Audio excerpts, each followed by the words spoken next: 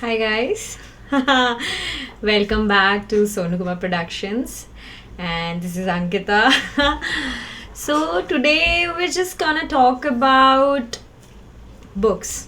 Yeah, that's not surprising coming it from me, right? Yeah, I know it. So currently I'm reading this book. It's King of Battle and Blood by Scarlett St. Clair. It's more of a fantasy book with vampires and humans and kingdoms and all that. So I started actually reading when I was in sixth standard. Sixth standard was the standard when actually started reading. So in fifth, I got into these fairy tale books, and my favorite fairy tale was The Sleeping Beauty. I got into that, then I started reading, and to my surprise, in ninth standard I was reading Bhagavad Gita, and yeah, I did complete that. I read that whole, and after that it's always been like books for me. It's I would always prefer books rather than movies. Yes, I'm that kind of a person. I hate when they like remake the books into movies, and then I'm like, shit, they're spoiling the character. Because what happens is, like, when you're reading a book, it's mostly like you make up in your head a character is going to look like. He's gonna be 7 feet tall, he's gonna have black hair, purple eyes, green eyes, whatever. And when you see that in movie, the character does not fit with what you had in your imagination. So you get a little upset, right? Or maybe most of the times the dialogues get cut out to like not make it full of a book thing.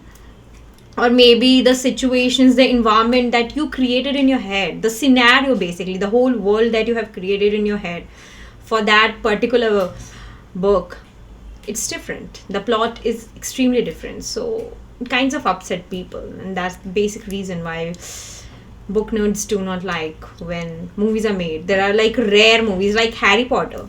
It was a good movie, but you know what, there's a good fact. I think you guys must have heard also that Ginny, in movie, she has been shown like she had black hair and she's very shy, whereas in the book she had brown hair and she was very outspoken and good. She was like really popular and outgoing kind of a person, whereas Hermione in the book had black hair. So it was that difference, but they actually did justice to that book. It was a pretty good movie, and I've already watched it, and it's like one of my favorite series. Since we are talking about series, my favorite series is for the Fairyland. It's The Cruel Prince is my favorite series. I just love Karen and Jude. They are my absolute favorite. I just love books. It's not like you really need to read books, but why would someone read book when they can watch a movie? That's the simple question. Even my brother asked that question. Why would I waste my time reading a book for like 5 days, 6 days, or 7 days? Basically, how he's gonna complete that book. And rather, he'll sit and watch that movie in like for 2 hours. He'll complete that, and he'll get the whole story as well. And he has a point. Why waste so much of time? Why would you read? Obviously your parents must, and your teachers, everybody would be saying that you should read it. It improves your vocabulary. Yes, it does. It absolutely does. And you can see the change in yourself for obvious reasons. Then that's some like study thing that you like. But other than that, when you read, basically you develop your thinking power. Your skills actually enhance while reading.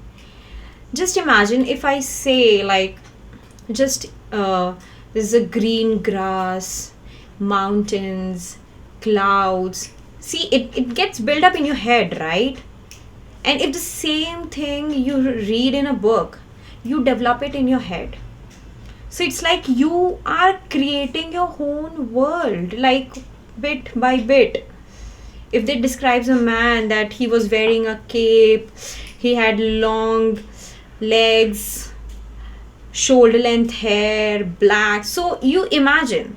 Maybe the face is not gonna be that clear, but you kind of imagine him to be that. And then you can go through that story. You're like, you are actually moving with that story. So you are creating a movie of your own with your own scenarios, and you can change it if you want it. So it basically improves your thinking power as well. So it kind of helps. It helps in your concentration basically. If you're reading, you just get ported to some other place. It's like a loophole. Maybe you just go into some parallel world and you can understand what's happening. Well, and moreover, you can see the world with someone else's perspective as well. It's not just you how you see the world. You are reading about from the author's side how he sees the world. And that also makes you like think that if I went wrong there, if the author went wrong, so now you start reasoning. That also improves. So on and all, it's a good thing. I'm not telling you to start like take a good novel and start reading and all those. It never happens in a day. It takes years.